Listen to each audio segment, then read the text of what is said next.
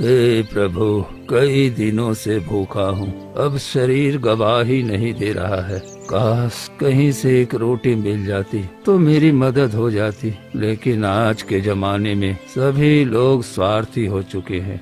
लेकिन मैं क्या करूं? मुझे गांव में जाकर कुछ मदद मांगनी होगी। गांव के लोग बहुत भले इंसान होते हैं, कुछ मदद जरूर करेंगे। इतना सोचकर साधु गांव की ओर निकल पड़ते हैं।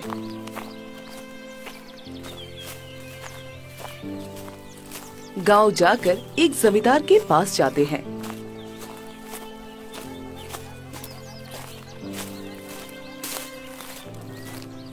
जमींदार साहब, मैं कई दिनों से भूखा हूँ, मुझे खाने को दे दो। भूख से जान जा रही है।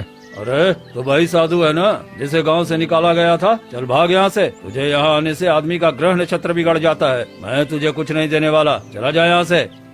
साधु जमींदार की बातें सुनकर बहुत दुखी हुए और वहाँ से आगे बढ़ जाते हैं। उसके बाद वो दो गांव वालों से मिलता है। हे पुत्र, मुझे बहुत भूख लगी है, जरा खाने को कुछ दे दो तो भगवान तुम्हारा भला करेगा। साधु महाराज, आपको तो मुखिया जी ने गांव से बाहर निकाल दिया था, फिर यहाँ क्यों आए हो? आप जाइए तपस्या कीजिए। आप तो सालों से तपस्या कर रहे हैं, क्या भगवान आपको शक्ति नहीं दे रहे हैं? अरे आप शक्ति से ही पेट भर लीजिए।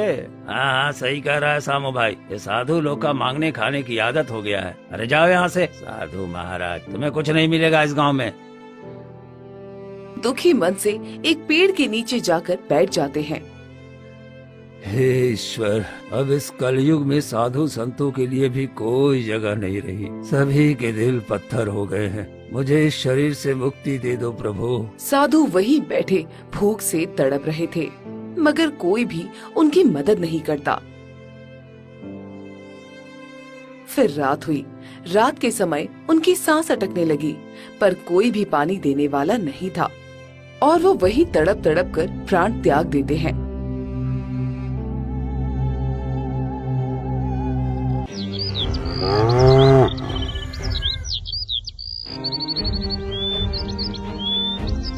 फिर अगली सुबह कुछ गांव वाले वहां आए।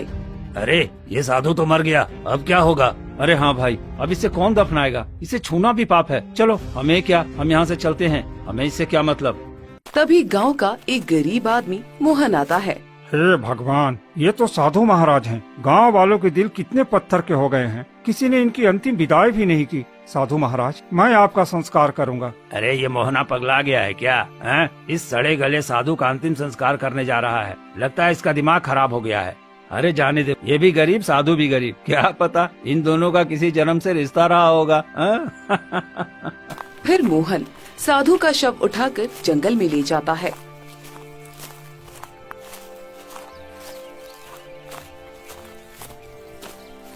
और एक गड्ढा खोदता है।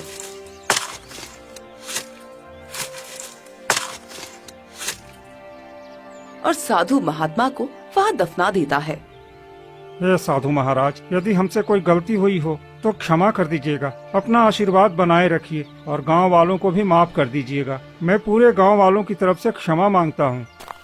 फिर मोहन घर लौट आता है।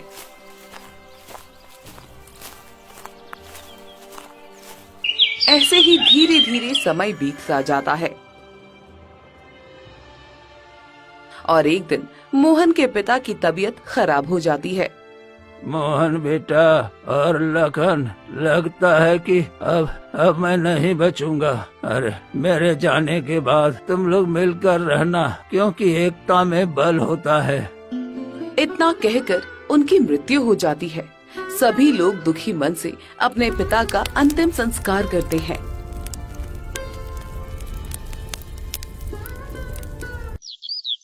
कुछ दिन ऐसे ही बीत जाते हैं और एक दिन उसका बड़ा भाई लखन मोहन से कहता है, देख मोहन, पिताजी का पूरा इलाज मैंने करवाया है, उनका पूरा खर्चा मैंने दिया है और काम में भी जो खर्चा आया वो भी मैंने किया है। तूने तो एक फूटी कौड़ी भी नहीं दी। अरे भैया, ये आप क्या कह रहे हैं? पिताजी की जमीन का जो भी अनाज बिकता है सब आपके पास ही जाता है, तो खर्चा भी तो आप ही देंगे ना? क्या तुम मुझसे जवान लड़ाएगा? अरे मैं बचपन से ही मेहनत कर रहा हूँ, पिताजी के पीछे पीछे घूमता रहा हूँ। ये घर भी मैंने बनवाया है, जमीन भी खरीदने में मैंने ही मदद की है, इसलिए ये सब मेरा है, तेरा इसमें कुछ नहीं। भैया, ये आप कैसे कह सकते हैं? ये पिताजी की मेहनत से बना है, इसमें मेरा भी हक है। मैंने कह दिया ना, तेरा इसमें कुछ नहीं है। तू अपनी पत्नी को लेकर यहाँ से निकल जा। इतने में मोहन की पत्नी सुनीता आ जाती है। भैया, आप ये क्या कह रहे हैं? हम दोनों कहाँ जाएंगे? ये तो बाबूजी का बनाया हुआ घर है, इसमें हमारा भी हिस्सा है। आप हमें ऐसे घर से नहीं निकाल सकते। देख सुनीता, तू अपने नालायक पति के साथ कुछ भी कर, मुझे फर्क नहीं पड़ता। ये घर अब मेरा है और यहाँ सिर्फ मेरा हुक्म चलेगा। चलो निकलो यहाँ से। तभी लखन की पत्नी महिमा भी आ जाती है। हाँ, मेरे पति बिल्कुल सही कह रहे हैं। हम कब तक तुम लोगों का बोझ उठाते रहेंगे? तुम्हारा पति तो कोई ढंग का काम करता नहीं और मेरे पति बचपन से भटकते रहे हैं। घर बनाया, पिताजी का इलाज करवाया, सारा पैसा लगाया। अब इस पर तुम्हारा कोई हक नहीं है। चलो निकलो यहाँ से। भाभी, ऐसा मत कहिए, भगवान के लिए हमें मत निकालिए। हम निकाल कर ही रहेंगे। अरे हमारे भी बाल बच्चे हैं, हम उन्हें ना देखें और सारी जिंदगी तुम्हारे पीछे बर्बाद कर दे क्या? चलो चलो निकलो यहाँ से। इतना कहकर लखन और महिमा दोनों अंदर चले जाते हैं। चलो भाग्यवान, यहाँ कोई हमारी सुनने वाला नहीं है, सब पत्थर तिल हो गए हैं। फिर मोहन और सुनीता उदास होकर घर से निकल जाते हैं। रास्ते में एक गांव वाला मिलता है। अरे मोहन, तुझे क्यों निकाल दिया गया? उसी साधु की वजह से ना, तूने उसकी अर्थी उठाई थी ना, इसलिए तेरे साथ ये सब हो रहा है। हाँ, वो साधु कोई साधारण साधु नहीं था। जिसके घर वो रुकता उसका घर उजड़ जाता था, इसलिए मुखिया जी ने उसे गांव से निकाल दिया था और तूने उसी का अंतिम संस्कार कर दिया। अरे इसी वजह से तो तेरे साथ ये सब हो रहा है और तेरा घर भी उजड़ गया है। अरे आप लोग कुछ भी कहिए, मुझे कोई फर्क नहीं पड़ता। मैंने इंसानियत निभाई है, किसी की अंतिम विदाई की है, इसमें मुझे कोई अफसोस नहीं है। इतना कहकर मोहन आगे बढ़ जाता है। दोनों पति पत्नी घने जंगल में पहुंच जाते हैं। जी, ये साधु महाराज की बात आखिर क्या है?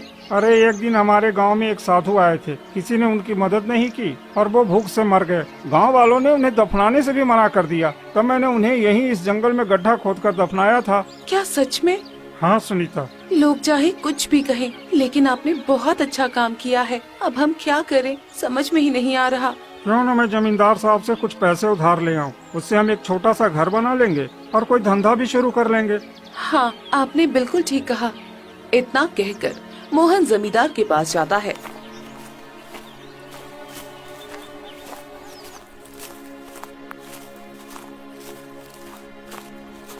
जमींदार साहब, मुझे कुछ पैसे उधार दे दीजिए। मुझे अपने लिए एक छोटा सा घर बनाना है। मैं कुछ दिन में आपके पैसे लौटा दूंगा। अरे तू तो लखन का भाई है ना? जी हाँ, मैं लखन का भाई हूँ। उन्होंने मुझे घर से निकाल दिया है। अरे तुझे तो तेरे भाई ने घर से निकाल दिया, फिर मैं भला तुझे पैसे क्यों दूं? और तू मेरा पैसा कैसे चुकाएगा? मैं तुझ जैसे भिखारी को पैसे नहीं देता। चल भाग यहाँ से। जमींदार साहब, ऐसा मत करिए, कुछ तो रहम करिए। मैं आपके पैसे चुका दूंगा। मैं जानता हूँ तू कैसे चुकाएगा। अगर मैं तुझ जैसे भिखारी को पैसे देने लगूं ना, तो एक दिन मुझे खुद भीख मांगनी पड़ेगी। चल चल चल भाग यहाँ से। कोई धर्मशाला नहीं है यहाँ जहाँ हर किसी को दान बांटता फिरूं। इतना कहकर जमींदार वहाँ से चला जाता है।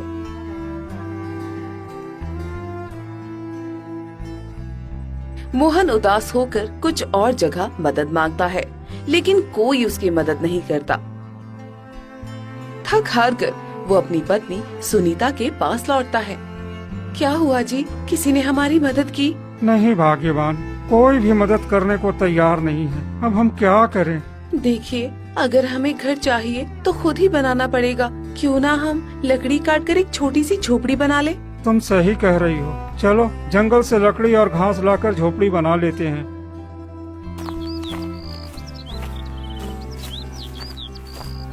फिर दोनों मिलकर जंगल से लकड़ी और घास लाकर एक छोटी सी झोपड़ी बना लेते हैं।